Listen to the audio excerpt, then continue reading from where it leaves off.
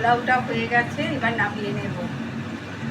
এই পোলাওটা কষা মাংস বা চিকেনের যে কোনো রেসিপির সাথে একদম দারুণ যাবে। আর আমার রেসিপিটা ভালো লেগে থাকলে লাইক কমেন্ট করে পাশে থাকবেন। নতুন বন্ধুদের বলছি সাবস্ক্রাইব করতে ভুলবেন না। গুড মর্নিং বন্ধুরা, এখন বাজে সকাল 8:30। আমি রান্না বসিয়ে দিয়েছি।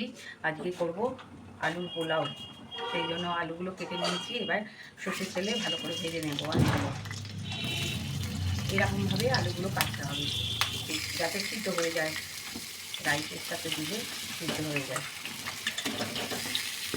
আলুটা আগে ভেজে নেব।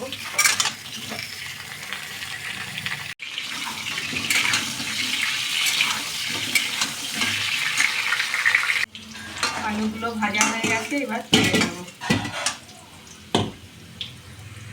1 চামচ বাটার দিয়ে দেব। এখানে আছে তেজপাতা, একটা স্টার, জয়ত্রী, দারচিনি, গোলমরিচ, শুকনো লঙ্কা, ছোটো এলাচ, এগুলো ফোড়নে দিয়ে দেব। এখানে একটা মশলা করেছি, আদা, 2টো রসুন আর 4টে কাঁচা লঙ্কা বেটে নিয়েছি। এটা দিয়ে ভালো করে কষে নেব।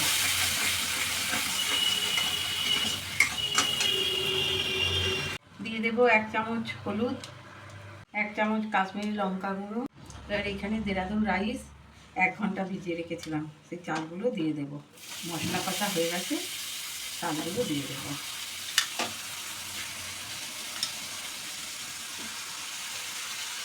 এবার জল ঢেলে দেবো।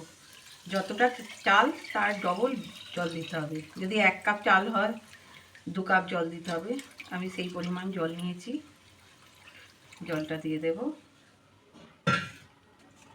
এবার আলুগুলো সব দিয়ে দেব।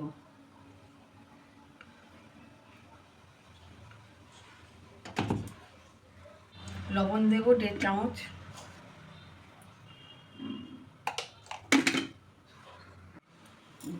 তিন চামচের মতো চিনি দেব। কড়াই তেল দিয়ে দিয়েছি, অল্প পেঁয়াজ দিয়ে দেবো। পেঁয়াজটা ভেজে নেব।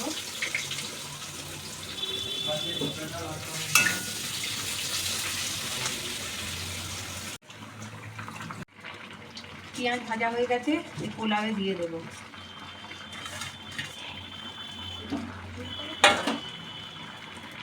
পোলাওটা কি সুন্দর হয়েছে দেখুন, ঝরঝরে, খুব ঝরঝরে একদম। পোলাওটা হয়ে গেছে, খুব ঝরঝরে হয়েছে দেখুন বন্ধুরা, একদম ঝরঝরে। আলুটাও সিদ্ধ হয়ে গেছে, এবার নামিয়ে নেব।